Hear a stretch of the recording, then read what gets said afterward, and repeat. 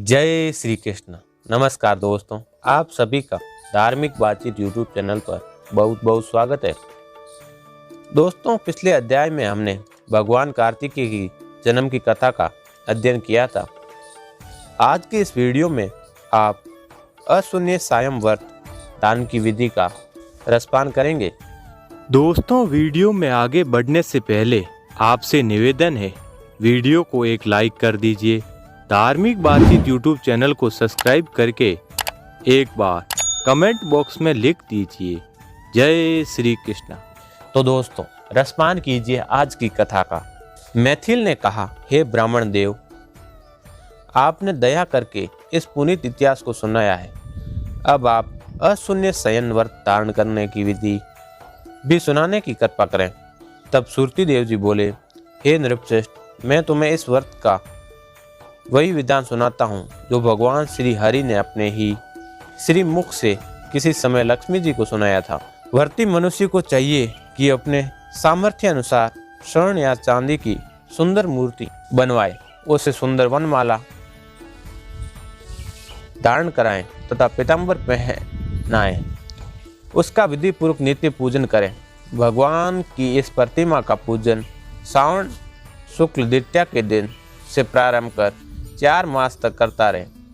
4 मास के उपरांत ब्राह्मण को प्रमाणी सहित भोजन कराएं और शय्या पर वस्त्रादि उत्तम वस्तुएं दान करें। उसके बाद मार्गशीर्ष मासों में पूर्ववत रक्त वर्ण भगवान हरि की रुक्मिणी सहित प्रतिमा बनाएं और उसका विधि पूर्वक पूजन करता रहे। इसी प्रकार चैत्र मास से अगले 4 मास तक भगवान श्री हरि का पूजन करें, पृथ्वी पर शयन करें। आषाढ़ मास की द्वितीया के दिन उद्यापन करें। भगवान श्री हरि की प्रसन्नता के लिए ओम नमो नारायण इस अष्टाक्षर मंत्र से हवन करें। मार्ग शीर्षादि मासों के पारायण में विष्णु गायत्री नारायण विद्महे मंत्र से हवन करें। चैत्रादि मासों के पारायण में पुरुष सूक्त के सहस्त्र शीर्षों मंत्र से हवन करें। पंचामृत खीर मालपुआ आदि का भोग लगाएं।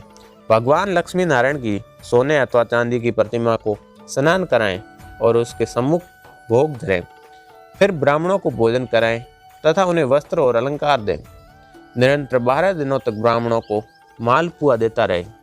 फिर उस प्रतिमा को श्रेष्ठ वस्त्र और अलंकारों से विभूषित कर उत्तम शय्या सहित ब्राह्मण को दान कर दें।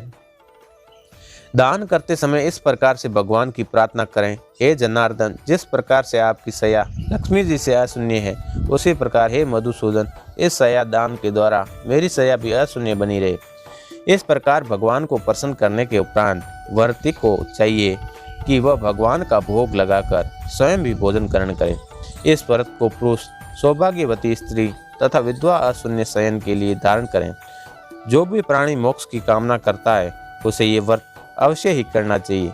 उसके करने से भगवान प्रसन्न होते हैं।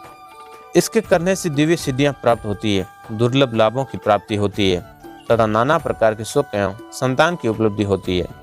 इसी कथा सुनने के बाद राजा मैथिली ने सुरती देव जी से प्रश्न किया, हे ब्राह्मण, अब आप कृपा कर मुझे वैशाख मास में छत्री दान करने से प्राप्त होने वाले पुण्य का फल बताने की कृपा करें। वैशाख मास में किए गए कर्मों के शुभ फलों को जानने की मेरी जिज्ञासा है। तब मुनि बोले, हे राजन, वैशाख मास में छत्री दान के महात्म्य को तुम श्रेष्ठ जानो। इस विषय में एक गुप्त रहस्य को सुनो। सतयुग में हेमकांत नामक एक राजा बंगाल में राज्य करता था। वह परम यशस्वी पुष्यकेतु का पुत्र था। वह महान पराक्रमी और बुद्धिमान था। एक बार जब वह शिकार खेलने गया तो उसे शिकार का पीछा करते हुए दोपहरी हो गई और वह थक गया। भोजन पानी की तलाश करता हुआ वह एक तपोवन में जा पहुंचा। उस तपोवन में परम वैष्णव चैतरजी नामक ऋषि समाधि लगाए हुए बैठे थे। वहां पहुंचने का कोई पता नहीं चला और वह मूर्तिवत समाधि लगाए हुए बैठे रहे। उस समय उसका उचित सम्मान हुआ न देख राजा को बहुत क्रोध आया। वह मुनि को मारने के लिए उद्यत हो गया। उस समय मुनि के एक सहस्त्र शिष्यों ने उसे रोका। राजा भूख प्यास से व्याकुल हो रहा था। तब उसने शिष्यों से कहा, हे ब्राह्मणों, मैं बहुत थक गया हूँ और भूखा तथा प्यासा हूँ। तुम लोग मेरा आतिथ्य सत्कार करो। यह सुनकर उन शिष्यों ने नम्रता से कहा, हे राजन, हम अपने गुरु की आज्ञा के बिना क्या कर सकते हैं। उस समय राजा को क्रोध अधिक उग्र हो गया और उसने धनुष बाण लेकर उन ऋषि कुमारों का वध करने के लिए तीक्ष्ण बाण छोड़े। वे जान बचाने की इच्छा से भागने लगे, परंतु फिर भी राजा के उन तीक्ष्ण बाणों के द्वारा 300 शिष्य मारे गए।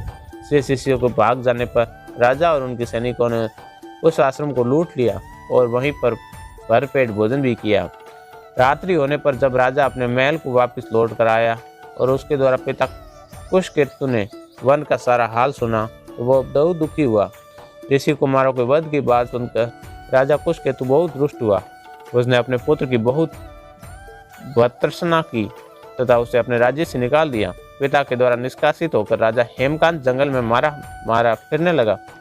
300 ऋषि कुमारों की ब्रह्म हत्या से उसे निरंतर सताने लगी। वह वन में विचरण करता और शिकार मारकर अपना पेट भरता था।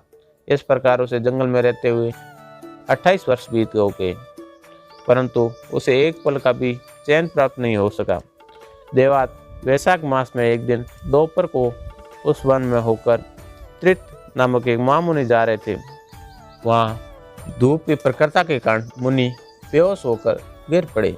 हेमकांत ने जब मुनि को इस दशा में देखा तो उसे दया आ गई। उसने ताड़ के पत्तों की छतरी बनाई और उसे मुनि के सिर पर लगाकर उसकी धूप से रक्षा की। अलम्बू सा का जल लाकर उन्हें पिलाया और मुख पर जल के छींटे भी दिए। इन उपचारों से मुनि को चेत हो गया। फिर उसे छतरी को लाकर मुनि पास की बस्ती में चले गए। वो छतरी दान के कारण ही हेमकांत की ब्रह्म हत्याओं का पाप नष्ट हो गया। ब्रह्म हत्याओं का पाप नष्ट हो जाने पर हेमकांत को बहुत आश्चर्य हुआ और सोचने लगा कि ये सब कैसे हो गया।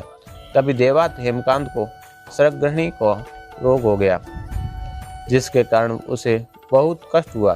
फिर उसने ये देखा कि उसके सम्मुख भयंकर आकृति वाले 3 यमदूत खड़े हुए।